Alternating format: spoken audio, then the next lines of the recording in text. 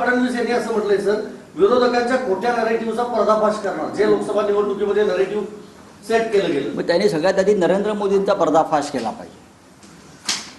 जर त्यांना खरोखर खोट्या गोष्टींचा किंवा खोट्या नरेटिव्हचा पर्दाफाश करायचा असेल तर त्यांनी ती सुरुवात नरेंद्र मोदी यांच्यापासून करायला हवी.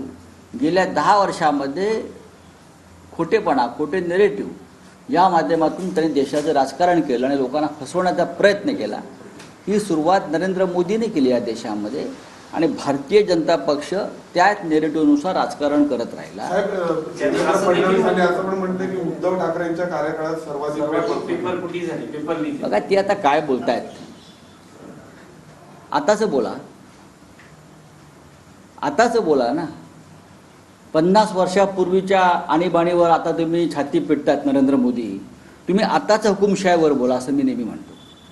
गेल्या 10 वर्षात तुम्ही ज्या हुकुमशाहीने लोकांचा घात केलेला आहे बरं का, त्याच्यावर बोला. जी दडपशाही चालवली आहे त्याच्यावर बोला. पेपर फुटीवर मोदींनी बोलावं, फडणवीस कसले बोलत आहेत.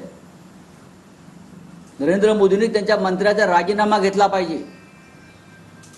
उत्तर प्रदेशमधला एक मंत्री, एक आमदार एनडीएचा या पेपर लीक घोटाळ्यातला सूत्रधार आहे, समोर आलाय. तो कॅमेऱ्यावर मान्य करतोय देशातले सगळे पेपर मी फोडलेले आहेत आणि फोडू शकतो. हे जेव्हा सांगितलं जातं तेव्हा देवेंद्र फडणवीस यांनी आपला चेहरा आरशात पाहायला पाहिजे. संदीपान भुमरे खासदार म्हणून निवडून आले.